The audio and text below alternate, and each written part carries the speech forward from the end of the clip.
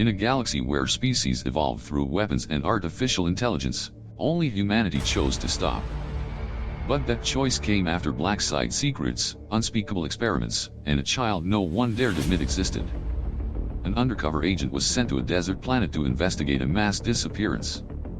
But what he found weren't just corpses, he found twisted reflections of himself. Hundreds of them. Cloned, engineered, built from his own stolen DNA.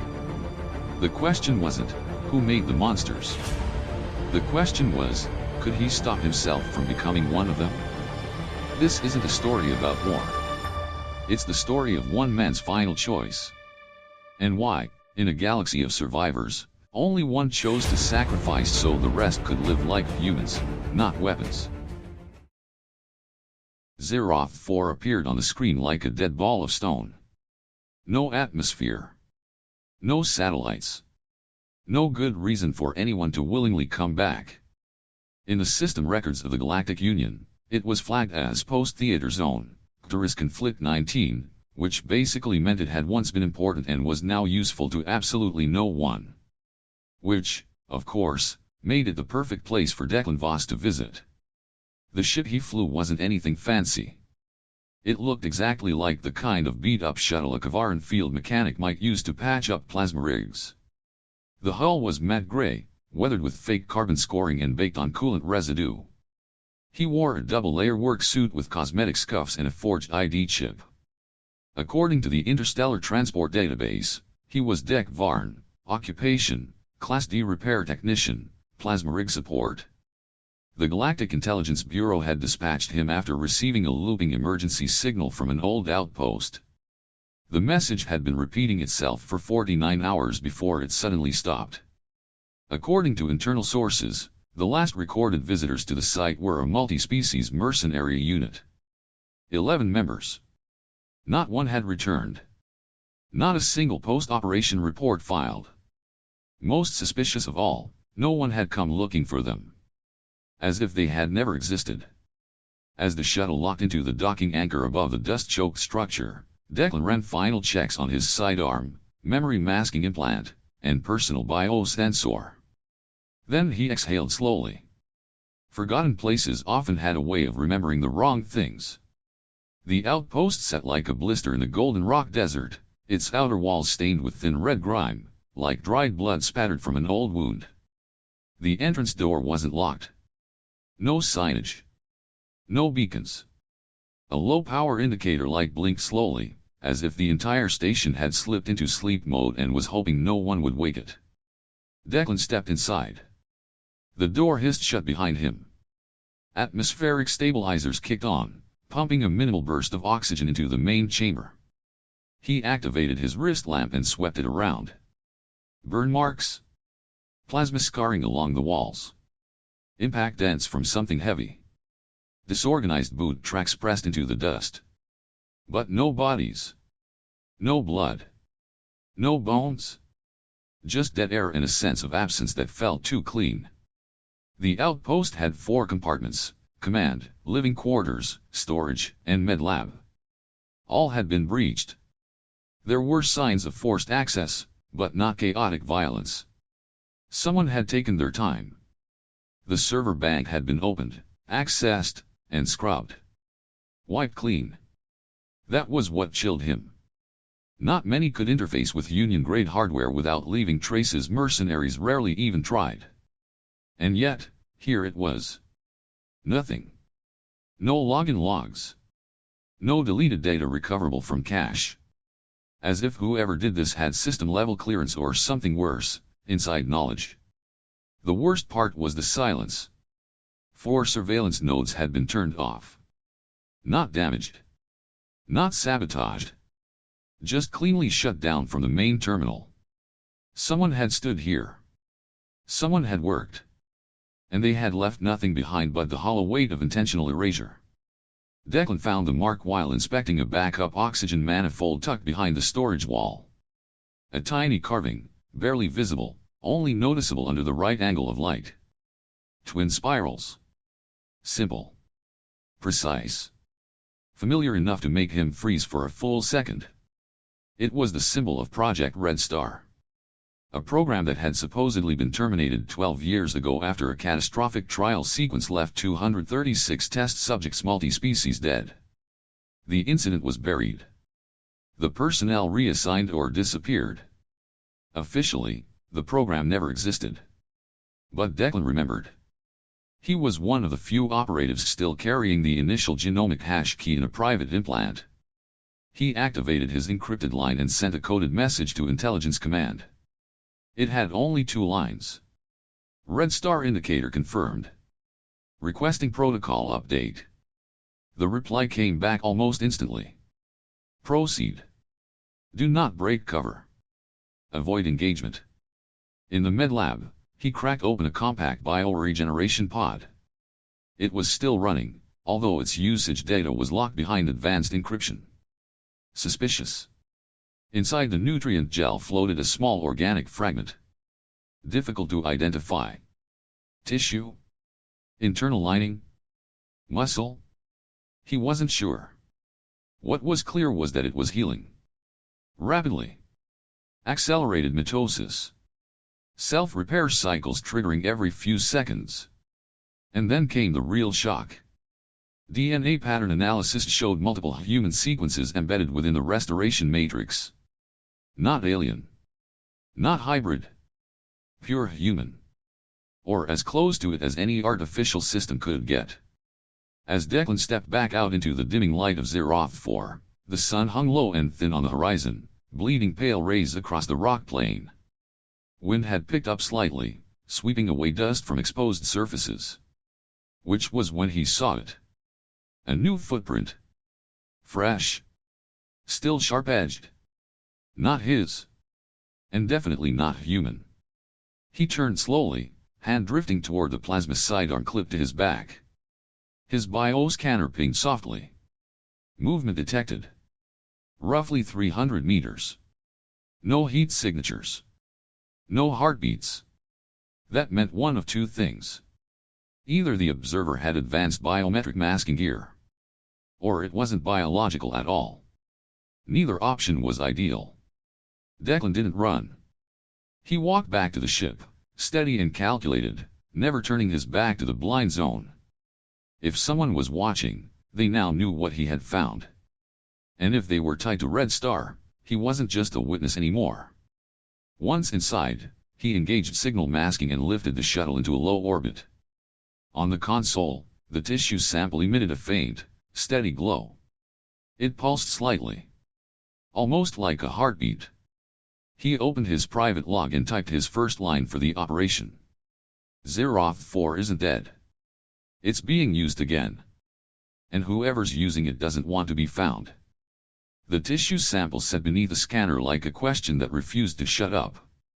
Declan Voss watched the analysis readout scroll across his data pad as his shuttle drifted in low orbit above Zeroth 4.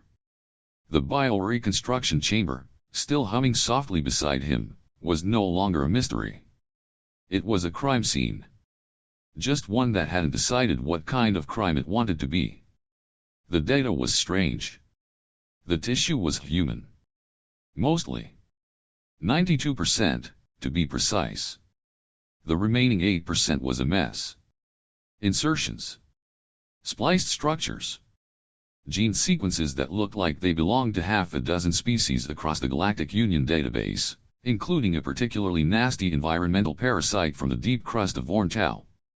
This wasn't natural mutation. This was constructed. He pulled up the records again. 11 mercenaries, all listed as low-priority assets, which was Union code for "we'd rather not pay their insurance." But Declan knew how to read between lines. All 11 had overlapping service histories. 6 years ago, every single one had been part of the same provisional combat unit and unregistered Black Ops team flagged for experimental deployment. The files didn't say where. But the cross-reference engine did. Internal Project ID, Red Star. Declan leaned back in the pilot's seat and stared at the symbol burned into his memory. Twin spirals. Simple. Elegant. Dangerous. Red Star had been one of those ideas that sounded smart in a war room and ended in classified funerals.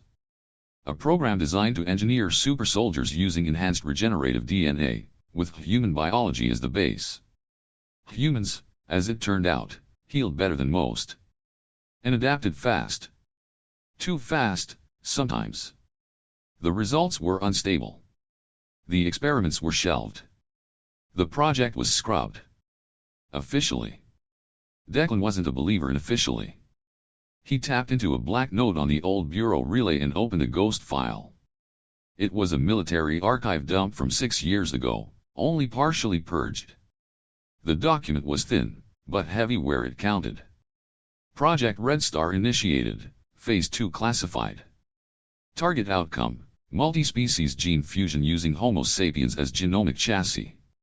Notes, accelerated recovery confirmed. Behavioral drift detected. Fatal instability in 64% of test subjects. Program terminated by ethics override protocol. Directive, do not replicate. Declan let the words sit for a moment. They read like a suicide note from a war criminal. His wrist console vibrated. Encrypted message. Unknown sender. He opened it. A single line appeared. If you're chasing ghosts, you're going to need better eyes. He blinked. Then a link loaded. Biometric key attached. It wasn't a virus. It wasn't even that well hidden. Which made him more suspicious. Declan activated the call. The screen lit up. A humanoid figure formed out of holographic static. Skin like liquid silver, glowing softly under the ambient light. Hair that floated slightly, as if suspended in water. Her eyes had no pupils, only concentric rings of light, faintly violet. Agent Voss, the voice said, smooth but not robotic. Or do you still go by Dec Varn? I go by whoever gets fewer questions, Declan replied. And you are? Thuyra. Formerly with the Interstellar Biogenetics Disarmament Council. Now freelance. Mostly. I sent the message. You're not the only one who found something on Zeroth 4. Let me guess. You intercepted the bio signal. Actually, she said, I created the signal. To draw someone like you. Declan narrowed his eyes. Why? Because someone has restarted Red Star. And they are using tissue just like the sample you found. Declan hesitated. You know what I found. I know what it used to be. And I know where it came from. I have something you'll want to see. The transmission warped slightly. Then restabilized. Meet me on relay station K8. It's off-grid. No automated logs. Bring the sample. I'll bring proof. The screen went dark. Declan considered not going. For about 30 seconds. Then he turned the shuttle. Relay station K8 was the kind of place smugglers didn't bother with. Too far out. Too cold. Too broken. The docking clamps still worked, which was a minor miracle. The station's gravity was minimal, the lights dimmed to half function. Declan stepped out, gun holstered, eyes scanning. No movement. No life signs, apart from a faint pulse from Bay 3. Thuyra was waiting inside. She was even stranger in person. Taller than a human, but not by much. Her skin shimmered with a glass-like translucency, pulsing gently with what he assumed was biofeedback. Her expression was neutral. Calculated. Not cold, but not warm either. You brought it, she said, nodding toward the containment case on his hip. You said you had proof, Declan replied. Thuyra activated a terminal. Holographic sequences bloomed in the air, genomic models, live simulations, biochemical pathways too complex for average minds to follow. But Declan wasn't average. This strand, she pointed, came from a bio leak on Novatharis. This one, from a med clinic on Avaris Prime. Both of them showed regenerative instability. Both were traced to illegal transport labs. And both match within 87% your sample. Which matches human code, Declan finished. Not just any human code, she said, voice dropping. Yours. Declan didn't flinch. Not on the outside. Explain. You were part of the first test pool. You know that. Red Star used your genome as the master template. Someone kept it. And now someone's using it. For what? She looked at him. For replication. The word hung there like a quiet accusation. Declan didn't deny it. He couldn't. His DNA had always been flagged for compatibility. He'd volunteered. He hadn't expected to survive the original trials. But now it seemed parts of him never stopped. I don't know who's running it, Thuyra said. But I know where they started. A star map appeared behind her. A single point blinked deep in an ice-locked system on the edge of the Vasker expanse. Trovak. A planet officially marked non-habitable. That designation, Declan knew, didn't mean no one was there. Just that no one wanted to admit it. You coming with me? He asked. I'm not a fighter. But you're a damn good biologist. She nodded once. I'll prep my shuttle. Declan glanced one last time at the gene display. His own code spiraled in silent loops, replicated in dozens of samples, each one just a little off. Not clones. Not copies. Something else. Something that didn't ask permission before becoming real. He closed the file and followed Thuyra out. There were no good answers waiting for them on Trovak. But the wrong questions had already started. Trovak wasn't the kind of place you stumbled across unless you were trying really hard to disappear. It was off every main route, tucked inside a fragment of the Vasker expanse that no one charted unless they were bored or suicidal. The surface was frozen death, wrapped in a mix of toxic snow, unstable crust, and atmospheric static so dense it could melt a comsat's brain in under 10 minutes. Naturally, that's where the signal led. Declan Voss stood at the edge of a jagged ice ridge, staring down into what looked like a collapsed crater. Except it wasn't.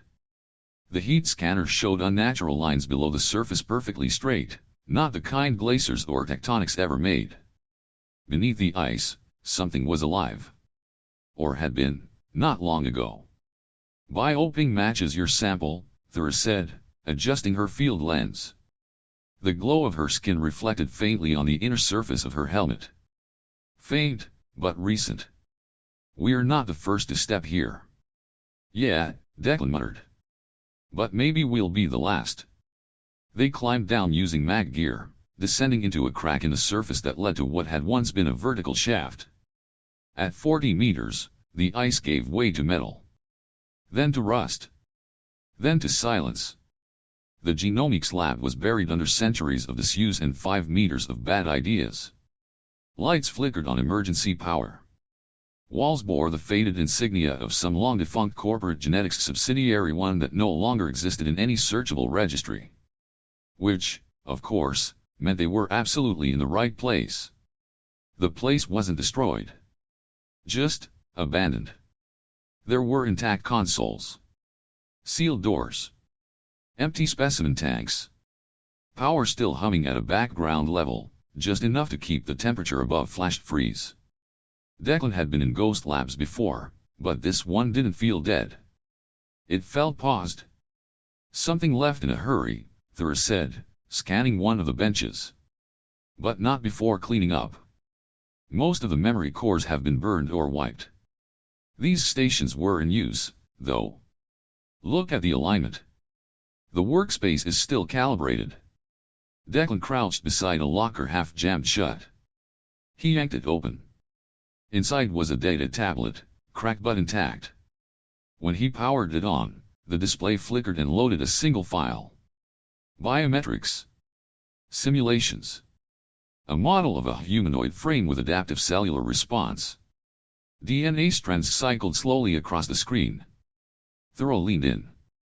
That's not standard. No, Declan said. That's me. She blinked. You're certain? Serial stamp matches my trial batch from Red Star. They are using my base genome. Again. He didn't finish the rest of the thought.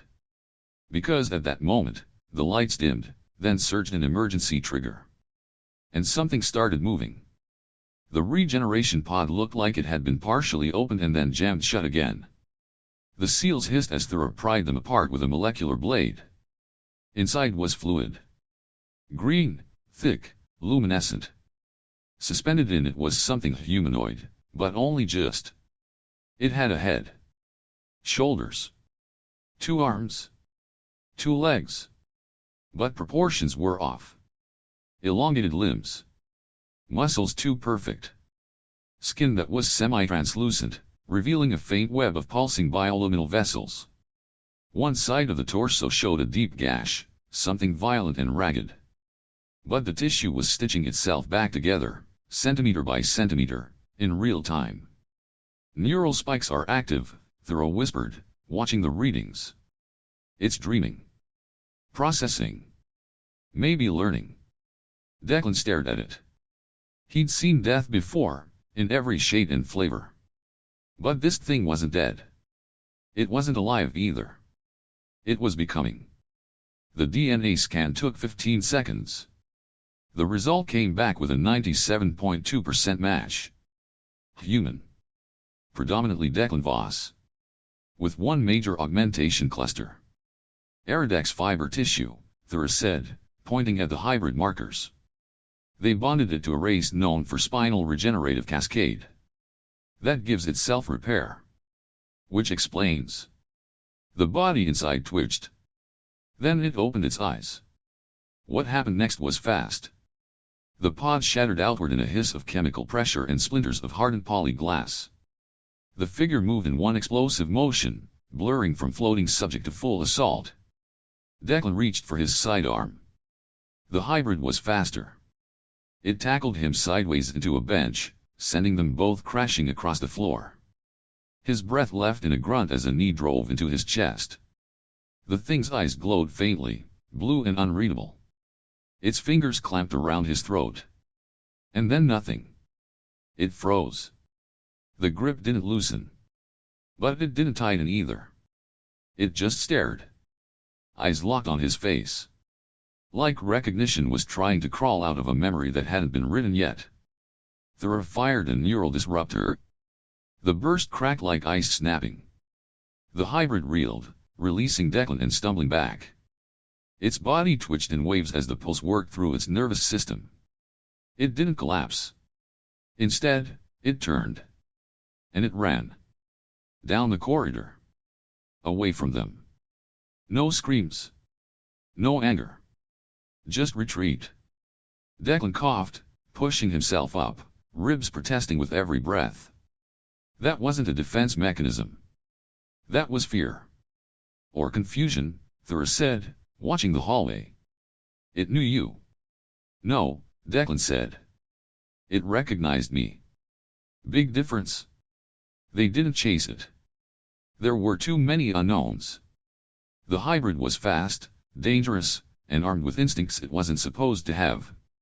Declan wasn't eager to test the limits of its programming if it even had any. They did what investigators do. They stayed behind and took what they could. The data servers were mostly gone, but there were scraps.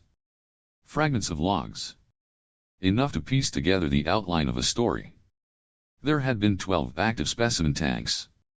9 failed outright. 2 were shut down due to instability. Only 1 remained active. The one they just met. Thuyra downloaded what she could and resecured the site. No alarms. No reinforcements. Whoever built this place had vanished long before the experiment woke up. Declan stared at the broken pod, the green fluid already congealing on the floor.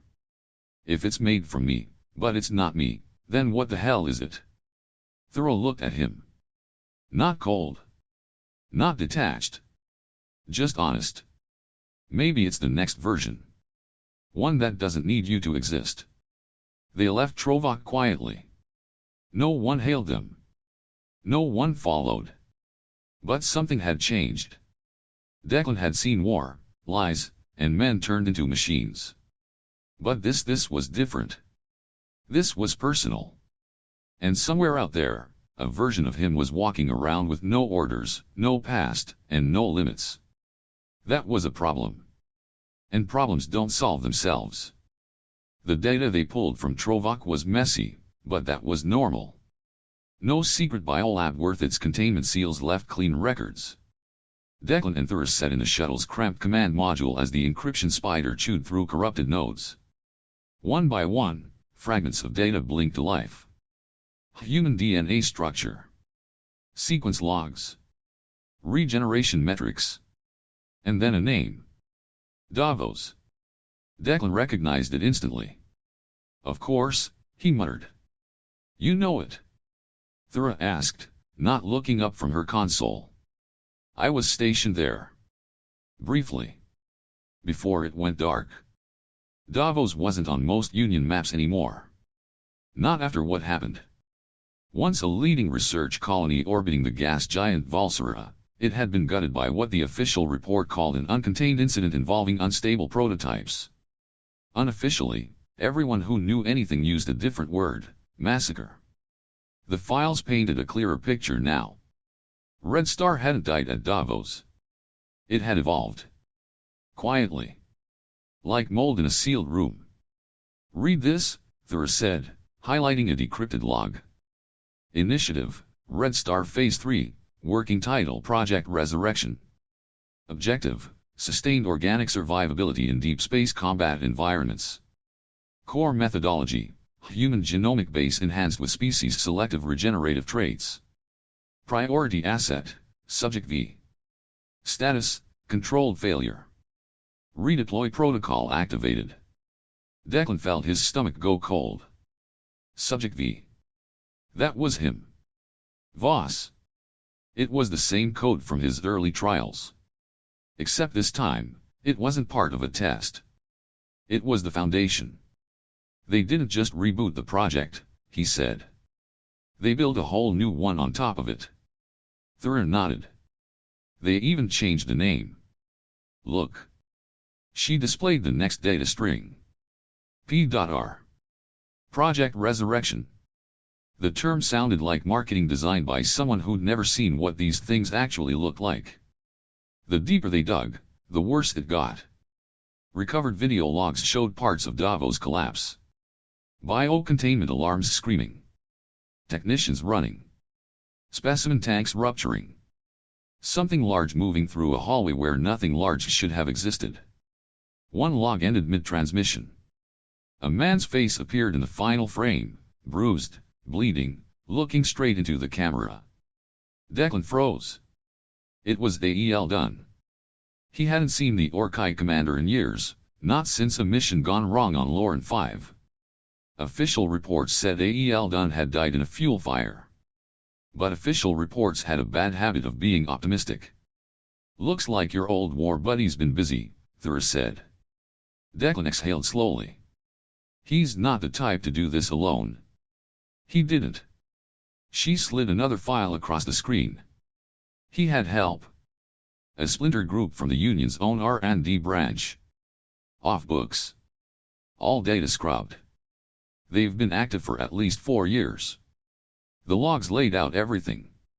After Davos, the survivors Del Dunn included regrouped in the uncharted systems. They stole tech. Recovered Red Star records. And then they started building. Secret facilities. Gene labs. Growth chambers. Units designated for testing in extreme gravity, vacuum, radiation. 5 such labs were listed. One of them was Trovak. Another had already been evacuated. They are not just building soldiers, Declan said. They are field testing them. That's why the Merc teams vanished. They were targets. Test cases. Thuyra nodded grimly. Or maybe donors. That stuck. The idea that those soldiers weren't just inspired by humans but grown from them. Used. Hollowed out for code. He stared at the screen, where genetic markers spiraled in overlapping strands. His own DNA mirrored across dozens of new designs. Each one just slightly different. Each one trying to fix something the original apparently didn't get right. They are not clones, Thuyra said. They are iterations. What's the goal? Declan asked. Perfection. She shrugged. Immortality. Control. Evolution. Take your pick. Declan looked at one profile specimen A12. Enhanced spinal response. Refractive muscle tissue. No pain response. No emotional index. Why use me? He asked aloud. Thuyra gave him a sidelong glance. Because you survived Red Star? I survived by quitting. And maybe that was the most valuable trait of all, she said. Declan didn't respond. There was nothing to say.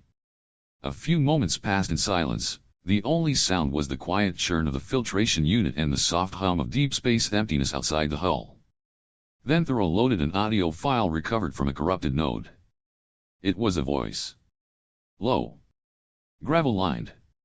Measured. Begin Phase 4. Subject line is stable. Core DNA holds. If Voss ever comes sniffing around, let him. He deserves to see what he helped us start. AEL done. There was no mistaking it. Declan closed his eyes for a second. Let the voice echo. He'd always known AEL done was pragmatic. Ruthless. But this wasn't strategy. This was doctrine. A blueprint for replacing weakness with engineered strength. A future where war wasn't survived. It was rewritten. We need to find the other labs, Declan said. Thuyra was already working on it. I've got leads. Pulsar clusters with irregular emissions. Places where neutrino signatures don't match the stellar map. Classic camouflage techniques. We pick one. We go dark. No transmissions. And when we find AEL done, we stop him. Thuyra paused, then asked the question he knew was coming. If AEL done is the father of this project, what does that make you? Declan looked back at the screen. His DNA, magnified. Replicated. Twisted into something post-human. Not the father, he said. Not even the blueprint. I'm the warning label they ignored. Declan Voss didn't expect the signal to be real. Most weren't. Ghost pings. Dead codes. Echoes from encryption ghosts left to fool whatever investigator was dumb enough to chase them. But this one was different. It was subtle. Intentional. Wrapped in an old Union military frequency. One that hadn't been used in years. One that only one man he knew would still bother to encrypt with a bias signature key to a dead mercenary unit. AEL done. Thuyra had warned him. It's bait, she said, voice cold and clear through the narrowband uplink. He's drawing you in. He knows you'll come. Of course he does, Declan replied. That's the point. He left her on the shuttle, orbiting the Calcer Dead Zone, a stretch of gray stars and burnt worlds with no value left to anyone. Except maybe to those who needed a hiding place, or a grave. The old Union outpost floated in low drift above a hollow moon. The station wasn't transmitting. No defensive grid. No welcoming committee. Just one open docking port and a kind of silence you could taste in your teeth. Declan docked. Stepped through. Brought a gun, didn't raise it. Walked through a decompression seal that hissed like an old man clearing his throat. The lights inside flickered on low cycles. Enough to see. Not enough to feel safe. He found AEL done waiting. The former Orkai commander stood behind a long metal table, hands folded, body leaner than Declan remembered. Older too. The thick armored plating that used to run across his shoulders had been replaced by something smoother, more organic. His right arm pulsed faintly under the skin, a replacement limb, stitched from something alien. Synthetic muscle flexed with faint shimmer beneath dark gray flesh. He smiled when he saw Declan. Not a smirk. Not mockery. Something sadder. More human. Didn't think you'd come, AEL done said. Declan didn't return the greeting. You sent the code. I did. You killed those mercs. I did not.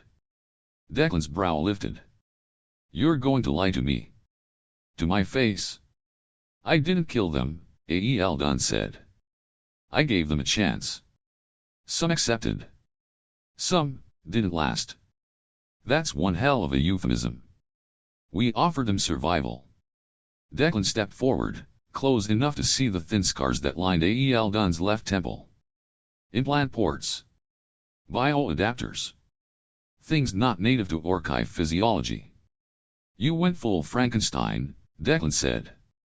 Rebuilding yourself from pieces. How far does it go? Farther than you'd want, Eldon said. But not as far as it needs to. They stood in silence for a moment. Then Eldon spoke again. Slower this time. You look good. You look like you're trying to grow your own religion, Declan replied. Not religion. Just a better version of reality. That's what every madman says before he poisons a planet. Eldon chuckled. You always had the good lines. You think I'm the villain. I get it. Hell, I probably am. But that doesn't make me wrong. Declan crossed his arms. So go on then. Enlighten me. Eldon gestured toward the wall.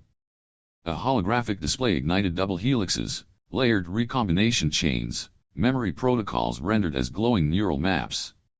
You know what makes humans different, Declan? It's not intelligence. Not emotion. It's absorption. You adapt. You incorporate. You fail and keep going. Every other species breaks when forced to change. Humans bend. That's what makes your DNA the perfect substrate. It accepts modification without catastrophic rejection. It doesn't just survive.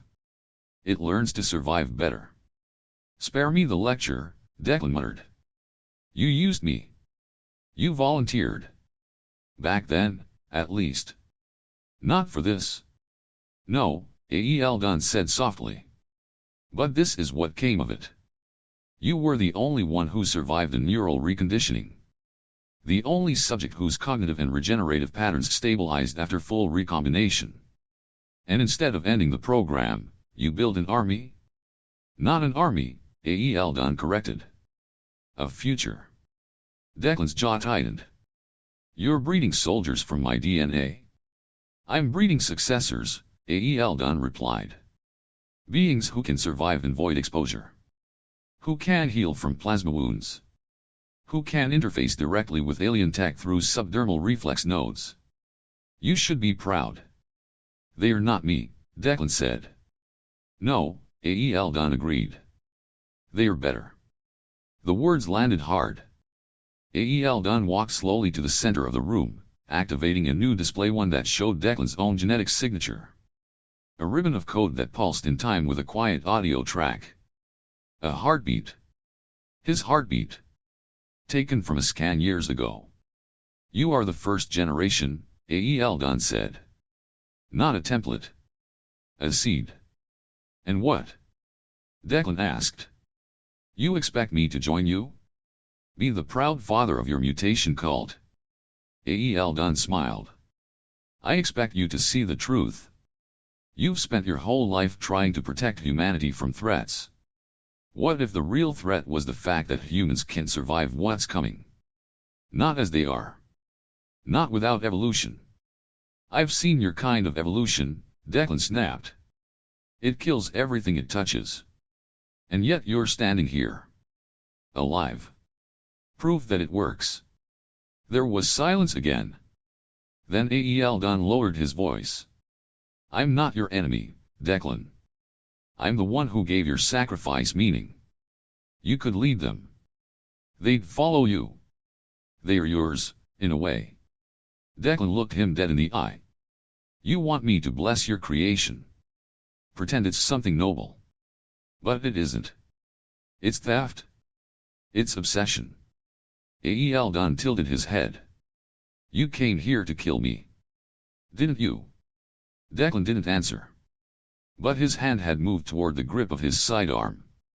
Eldon didn't flinch. He stepped closer. You won't? Because part of you knows I'm right. And the other part knows we're past the point of bullets. Declan's grip loosened. He didn't draw. Not because he forgave. Not because he agreed. But because the thing he hated most now looked too much like the mirror he'd been avoiding. He turned. Started walking away. You think you still have a choice, Eldon called after him. But choices are illusions. You were the beginning, Declan. And beginnings always come back. Declan stopped at the door. He didn't look back. You think I came here to make peace, he said quietly. No, Eldon replied. You came to remember why you'll fight. The door closed behind him. Declan left with nothing except the truth. And that was already too much. The gene string didn't lie. Which was both the good news and the part that made Declan want to hurl the analysis tablet into deep space. Thuyra stood over the console, her translucent fingers dancing across projected fields of light, extracting data from the strand they'd pulled from Eldon's archive. Declan sat behind her, arms crossed, jaw clenched, watching his own DNA spin like a glowing screw threading through layers of nightmare. It's all you, Thuyra said. Every soldier. Every hybrid. Every experiment we've encountered so far. They all trace back to this one. She enlarged the strand, highlighting a familiar identifier. Gene D.47V, she said. The original sample. You. Declan didn't say anything. There wasn't much to say. The irony didn't need explaining. You're quiet, she noted. I'm trying not to scream. Thuyra gave a faint smile. That's fair. The lab scanner pulsed softly as she ran a secondary pass.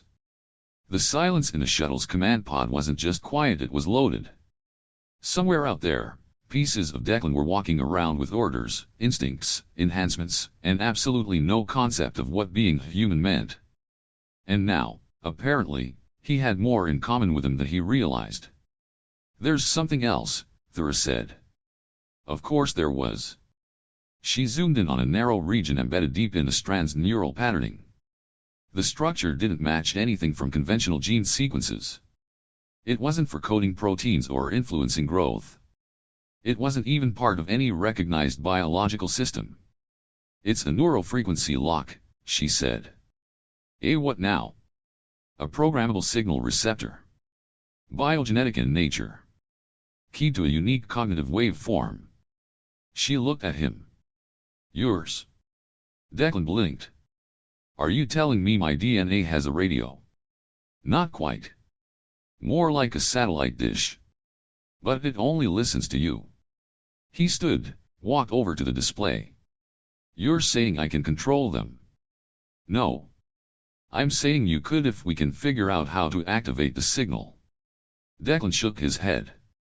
Eldon never mentioned any of this. He might not know, Thuyra said. Or he might not think it's relevant. He's focused on the soldiers. The tools. But whoever designed this system planned for something else. She tapped the section again. The waveform shimmered, faint and pulsing. They built a network, she said. Distributed. Decentralized. Each derivative unit, each soldier is tuned to a common neural link pattern. This section of your genome emits that pattern, but only under the right conditions. It's like a master key made of biology. Declan exhaled slowly. And they never told me. Of course. You're not supposed to know, Thuyra replied. You were the origin. Not the operator. But now you're both. They built the interface in silence.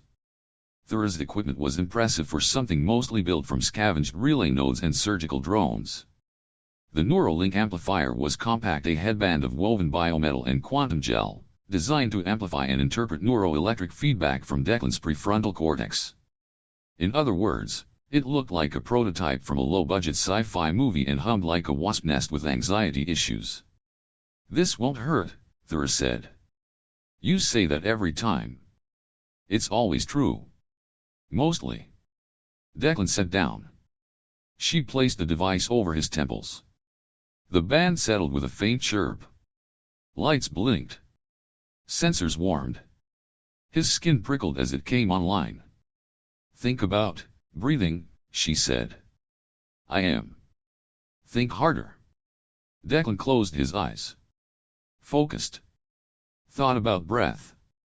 Thought about pulse. Thought about rhythm and memory. The band vibrated softly. The screen beside Thuyra lit up with cascading symbols. And then it pinged. There, she whispered. A pulse? Not from the device. Not from the ship. From space. A faint return signal. Low frequency. Biogenic resonance. A match. One.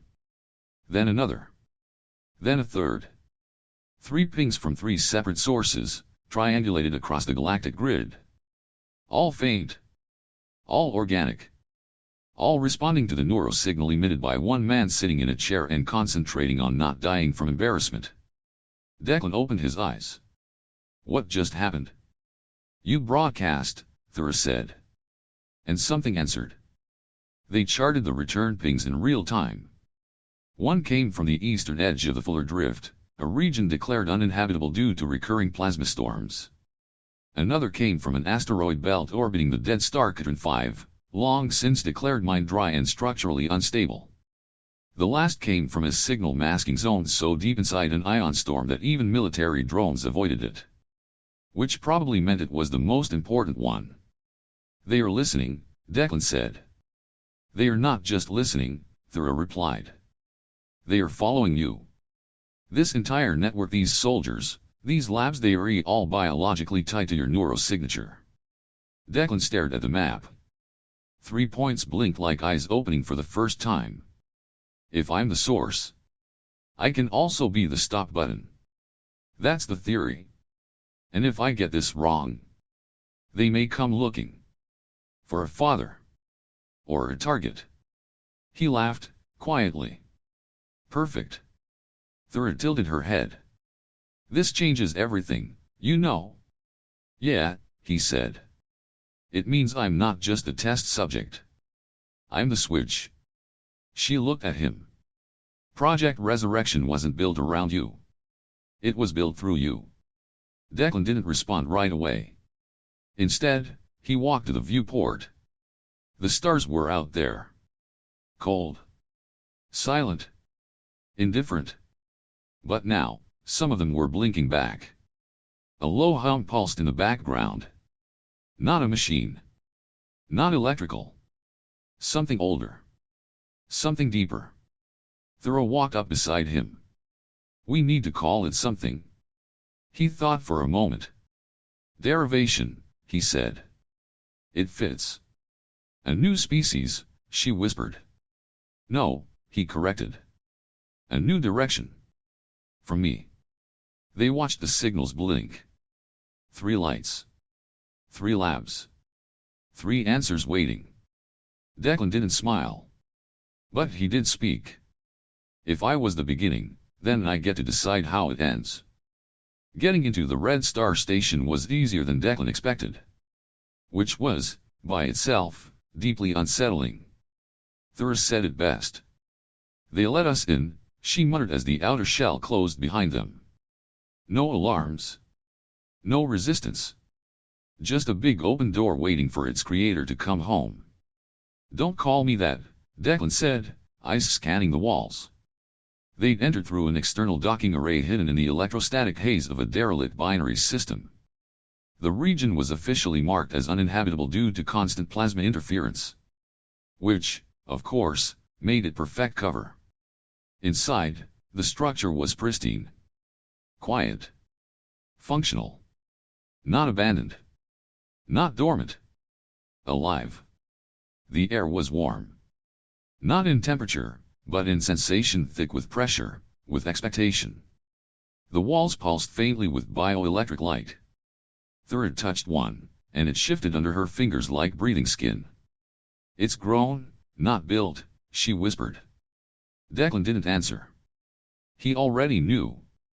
They moved deeper into the station, following the signal path their neural link pulse had triggered. Every door opened automatically at his presence. Every chamber lit up like a cathedral welcoming a long-dead prophet. At the heart of the station, they found it. The nursery.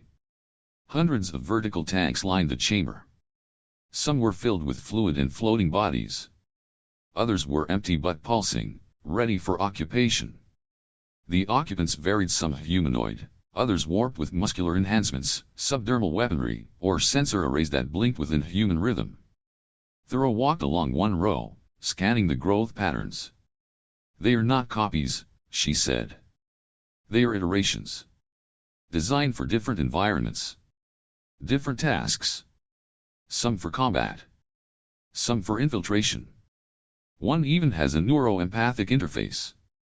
Declan moved to a console. The screen lit at his touch. Memory logs. Genetic trees. Neurological mapping patterns that started with his code and spiraled outward like fractal architecture. All of them, descending from him. "Declan," Thuyra said.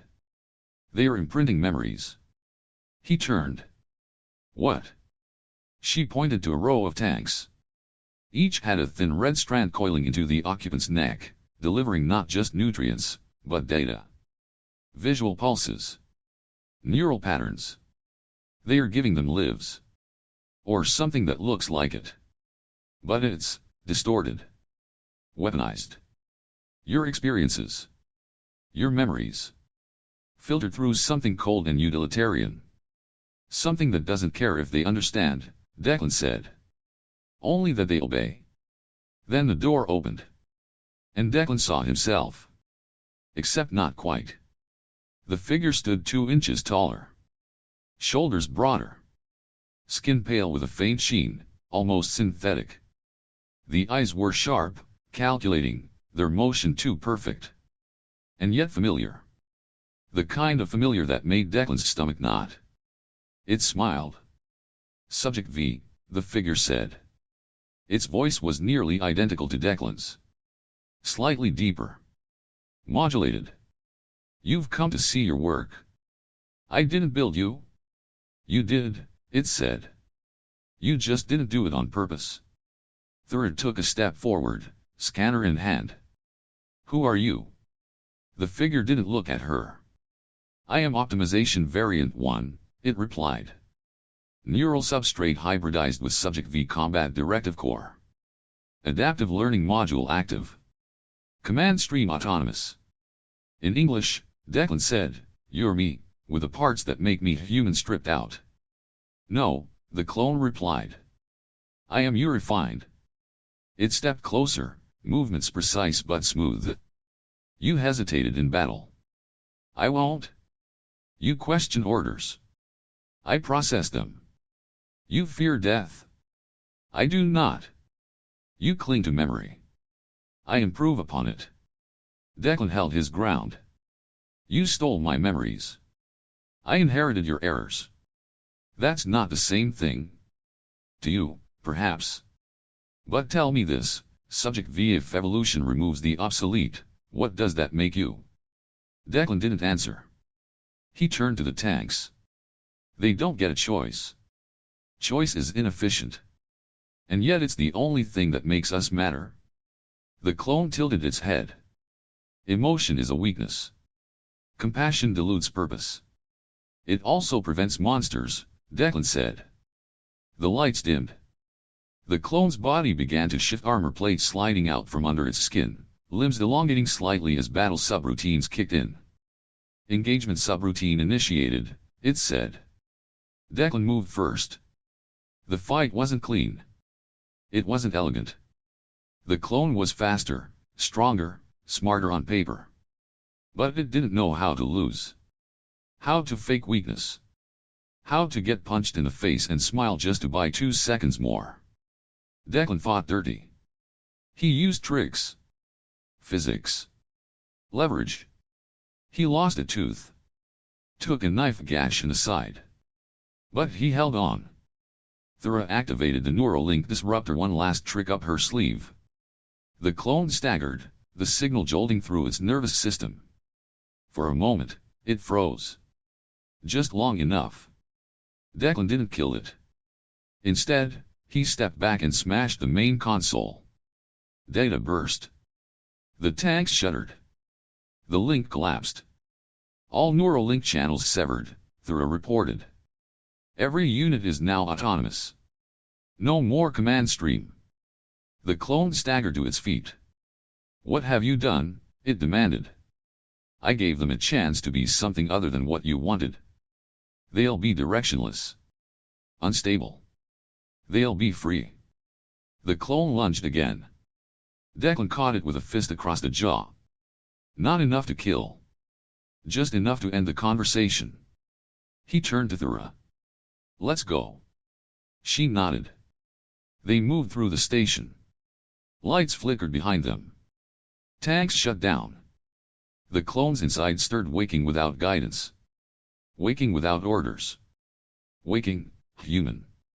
Or something close. Back aboard the ship, as the Red Star station faded behind them, Thuyra said softly, you could have destroyed everything. I know. But you didn't. No, Declan said. I've been the beginning long enough. Maybe now I just want to see what comes next. The stars stretched out ahead. Silent. Uncertain. But, for the first time, no longer waiting for his command. Declan stood in front of the console. The final command hovered on the screen, pulsing gently in time with his heartbeat. Failsafe Protocol Alpha 0. Initiate full cellular degradation across all units with gene signature D.47V if removed from station biofield radius. One keystroke. That was all it would take. One twitch of a finger, and everything grown from his DNA, every soldier, every hybrid, every mistake would start to dissolve from the inside out if it tried to leave this place. Failsafe's clean, Thuyra said behind him. It runs through a cascade mitochondrial disruptor first, then protein collapse. No pain. No mess. Just erasure. She sounded clinical. She had to. Neither of them could afford to feel too much. Declan didn't speak. His eyes locked on the text, on the blinking cursor that waited like a trigger. They built it in from the beginning, she continued. A leash. Just in case. Yeah, he muttered. Except they never gave me the code. Maybe they didn't think you'd need it. Or maybe they knew I wouldn't use it. He exhaled slowly. The weight wasn't just biological. It was historical. Moral. Generational. He could end it now. And the threat. And the possibility of his likeness being weaponized again. And the legacy that had started with Red Star and spiraled into a nightmare stitched together from hubris and ambition. He could make the world safer. Cleaner. Emptier. Run one last check, he said. Thuyra nodded and turned to the data grid. That's when she paused. What is it? He asked. There's one more pod. Declan looked up. Where? Subsection E9. Off the map. No network link. He followed her to a recessed section at the far edge of the station. A hatch that didn't show on the schematic. Manual controls. No lights. Thuyra bypassed a lock with a biochemical override. The door hissed open. Inside was a single incubation chamber. Dim, humid. Still active. Declan stepped closer and froze. It was a child. A small humanoid form suspended in nutrient gel, no older than 6 weeks in development, maybe less. Still forming. Still becoming. But alive. And unmistakably, his. No, not just his. Thuyra moved beside him, eyes narrowing. It's got my markers. They ran the scan. The results confirmed what neither of them wanted to admit out loud. Declan Voss. Thuyra of Onvara. Recombinant synthesis. No neural link integration. No fail-safe tag. No AI override. A clean genome. A new life. What is this? Declan asked, voice barely audible. Thuyra whispered, a contingency. or a hope. The pod's systems pulsed steadily. The child's tiny chest rose and fell with perfect rhythm. It's immune, she added. Fail-safe won't touch it. It's outside the chain. Declan stepped back. Of course it is. Why wouldn't the monsters hedge their bets? Maybe they weren't monsters, Thuyra said. Maybe one of them saw what was coming. And didn't want it to end in fire. He didn't respond. The cursor on the control console was still waiting. Alpha 0. Execution command. He looked at the child again. It didn't move. It didn't know. It was just there. Existing. Inheriting. He pressed his fingers to the glass. This wasn't supposed to happen, he whispered. Neither were you, Thuyra said gently. The silence stretched. He thought about every failure. Every experiment. Every clone. Every body that had dissolved in his wake or because of his code. He thought about the soldiers who didn't know they weren't human. The hybrids who never got to choose. The battles that hadn't even started yet. And this wasn't a battle. It was a cradle. What happens if we keep it? He asked. We raise it, Thuyra said. We teach it. We don't weaponize it. And if we don't, then you'll have erased the only proof that something good ever came from any of this. Declan closed his eyes. Then he turned to the console. Typed in the override string manually. Execute Alpha 0. Exception, genetic profile AEV9. He hit enter. The command activated. Somewhere in the depths of the station, things began to die. Not violently. Not with screams. Just, peacefully. Systems shut down. Heartbeats stopped. Cells unraveled. Structures folded in on themselves like waves pulling back into the ocean. It was not genocide. It was mercy. Declan stood motionless as it happened. Thuyra gently lifted the pod. We'll slow the development. Keep it stable, she said. Let it grow at its own pace. Declan nodded, voice rough. I won't be its god. You don't have to be. I won't be its father either. Thuyra looked at him. You already are. But maybe this time, you get to choose what that means. They left the station in silence. Behind them, Red Star folded into itself, consumed by its own core detonation scuttled from within, a sun collapsing not in heat, but in relief. On the shuttle, the child slept, fingers curled into a soft fist. Declan watched it, knees aching, ribs bruised, heart still beating. You're not what I created, he whispered. You're what I decided not to destroy. And for the first time in a long while, that felt almost enough. Back aboard the Skeldron, the silence between Declan and Thuyra was thick enough to press against. They had destroyed a station, spared a child, and rewritten a future again. But memory, inconveniently, had a way of surviving what explosions could not. Thuyra stood near the navigation console, holding a small data module. Her voice was calm, clinical. There's one last piece, she said. Something hidden in your genome. A neural vault. Latent memory. I cracked it using the pod's scan logs. Declan's jaw tightened. I thought they scrubbed all that. When I signed up. They scrubbed the surface. Not the base layer. I didn't authorize a vault. You didn't have to. They coded it into you.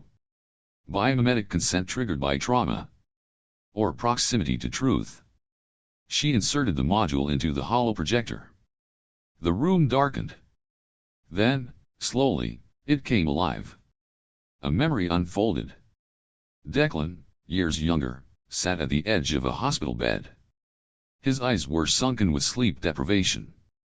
His hands trembled. And in the bed lay a child, thin, pale, and utterly still, save for the faint tremor of breath. Lyle. His sister. The one he hadn't spoken of in years. The one he had locked so far down in himself that even grief had forgotten her. She was maybe 10. Maybe 11. Her skin clung too tightly to her bones, her eyes already dulled by the degenerative illness that chewed through her nervous system like rot. Declan, young, desperate, was holding her hand. Then, from the side of the room, two men in lab coats approached. "We've analyzed your markers," one said. "You're an ideal fit. Neural elasticity.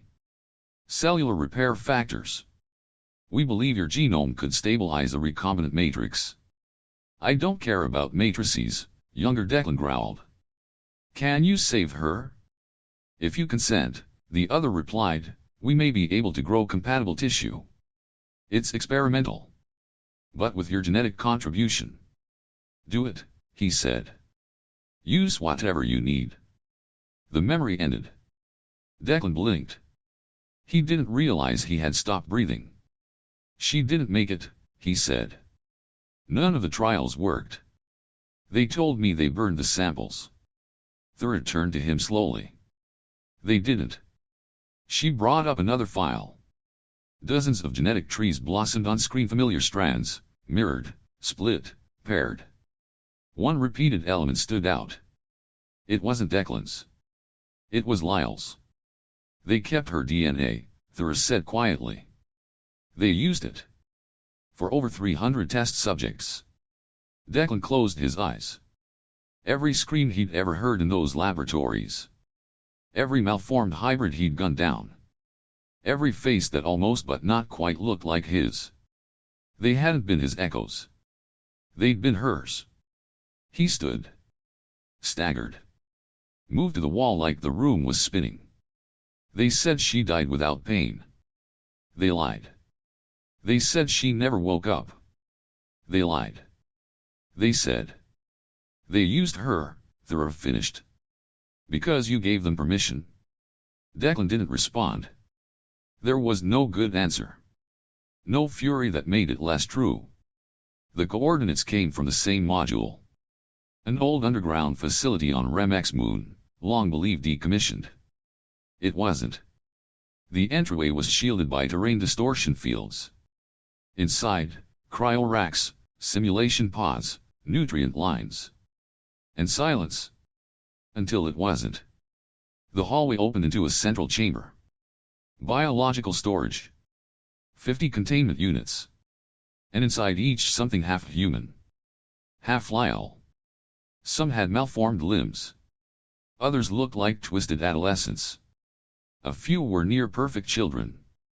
One, sitting upright in a tank, turned to look at them. It smiled. "Are you father?" it asked. Declan didn't answer. He couldn't. The word hit harder than any bullet. "They call this the family room," Thuyra murmured. "Whoever ran this kept it personal." Declan stepped forward. Tank by tank. Face by face. They all carried echoes. A nose. An eyebrow. A curl of hair. Lyle's laugh in a distorted giggle. His own sarcasm in a half-lidded stare. These weren't just experiments. They were consequences. One of the older clones stood. Taller than the others. Skin pale. Eyes intelligent. "We waited for you," it said. "You never came." Declan swallowed. "You're not supposed to exist." "And yet," the clone replied, "here we are." "Your mistakes." "No," it said, almost kindly. "We're your legacy." Silence fell again. Thuyra touched his arm. "We should end this place. Burn it clean." Declan didn't move. He stared at the eldest clone. At the others behind it. At the mirror of pain and possibility. "No," he said. "Not this time." She looked confused. "We leave it intact," he said. "We log it. We record everything. And we show the damn galaxy what it means to play God with lives." She nodded. Not because she agreed, but because she understood. Before they left, Declan approached one of the youngest clones. A little girl. Eyes enormous. Too familiar. She looked up as he knelt. "Do I have a name?" she asked. He blinked away something wet. You do now, he whispered. Lyle. She smiled. It was the same smile that had haunted his memory. He didn't cry. But the air felt too thick to breathe. On the ship, as they departed Remek's moon, Thuyra sat in silence. Declan spoke without turning. I can't undo it. No. But I can tell the truth. You did. He turned to face her. For her. For them, she corrected. Outside, the stars spun past. Behind them, in a quiet moon orbiting a forgotten planet, the truth waited. Still breathing. Still alive. Not a secret anymore. The final facility was buried inside a dead moon orbiting the gas giant Hafer 9. No name. No broadcasts. No rotating beacons. Just silence, thick and deliberate. Declan Voss knew this was the end. He felt it in his bones, if not literally, then at least in the part of himself that still remembered being a person before becoming a system artifact. The corridors were clean. No dust. No corpses. No failed clones or hostile hybrids. No one had been here in years. Yet everything still worked. They reached the core chamber in under 20 minutes. Thuyra walked at his side, her scanner humming softly. This is it, she said. Genetic databanks. The last one tied to Project Red Star. Everything else was vaporized. This one they kept dark. Declan approached the console. The interface came alive at his touch, as if it recognized him. Of course it did. Every byte of data inside the system was built from him. He scrolled through recovery logs, template sequences, evolution branches, names he didn't remember approving. Hundreds of versions of him. Thousands. He looked up. This ends today. Thuyra nodded, stepping toward the destruct command node. I'll prime the core for a self-sustained chain collapse, she said. Fusion bleed will take out everything within 50,000 kilometers. No recovery. Declan didn't flinch. Good. She hesitated. But what about you? He shook his head. I stay. Her brow furrowed. Declan, we have a window. A 10-minute evacuation margin. There's no reason. There's every reason. He pulled out a small data rod from his jacket and handed it to her. This has everything. Testimony. Visual logs. Project files. Copies of my full DNA chain, time-stamped. Deliver it to the Galactic Assembly. Let the universe see what happens when we stop asking can we and forget to ask should we. Thuyra didn't move. I'm not leaving without you. He smiled, tired but warm. You have to. I don't have a legacy. Not a clean one. But she does. He gestured toward the infant sleeping in the mobile biocapsule at the far end of the room. Lyle too, breathing softly in a haze of gentle light. Thuyra's voice cracked. You saved her.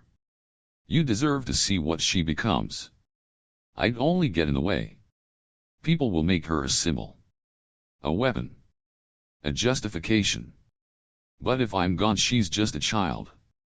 She gets to grow up normal. Or at least, close. Silence passed like a breath held too long. Then Thuyra moved. She picked up the capsule, slung the data rod into her belt, and looked back at him. I'll make sure she has a name. She already does. Then I'll make sure she never forgets who gave it to her. They stared at each other, and for a moment, the entire galaxy seemed quiet. Declan reached forward and placed a hand on the capsule, just for a second. Goodbye, little one, he whispered. You're not an ending. You're an answer. She was gone 2 minutes later. Declan didn't watch the ship leave. He didn't need to. He trusted her. Instead, he walked back to the command console and activated the final countdown. 10 minutes. He sat. No alarms. No sirens.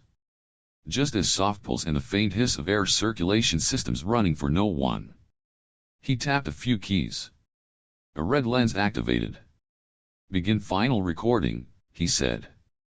The system blinked. A light above the lens glowed steady.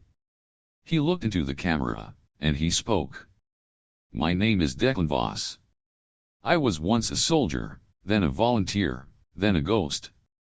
Project Red Star used my body, my blood, and my memory to build what they called perfect survival. A species that could adapt, regenerate, conquer vacuum and radiation and time itself. He paused, then continued, voice even. But they never asked if survival was worth the cost. He told them everything. About Lyle. About the decision to donate his genome. About the theft. The clones.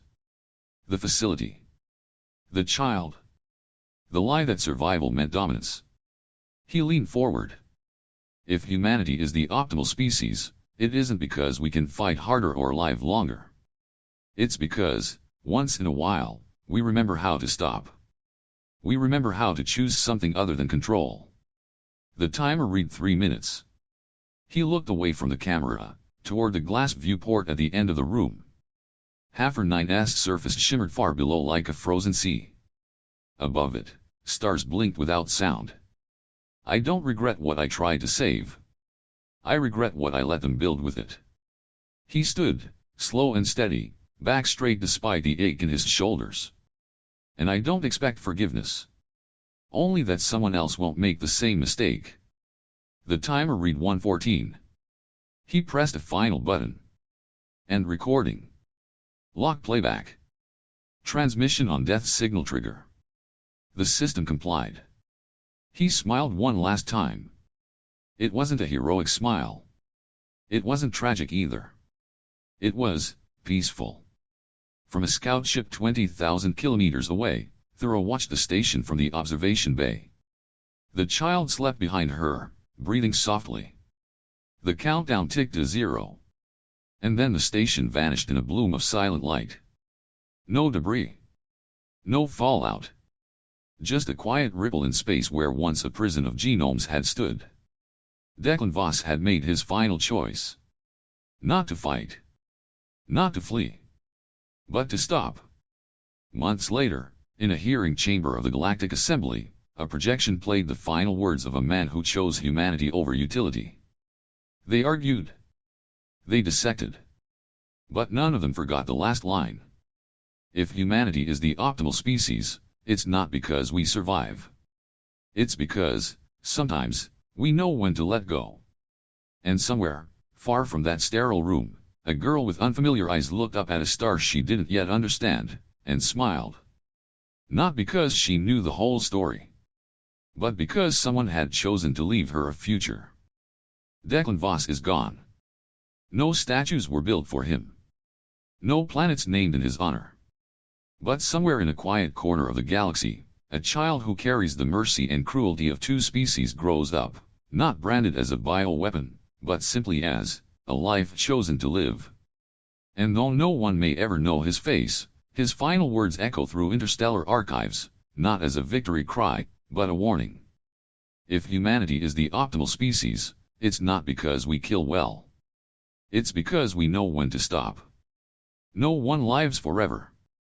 But the right choice, made at the right moment, might let humanity last longer than any species ever could.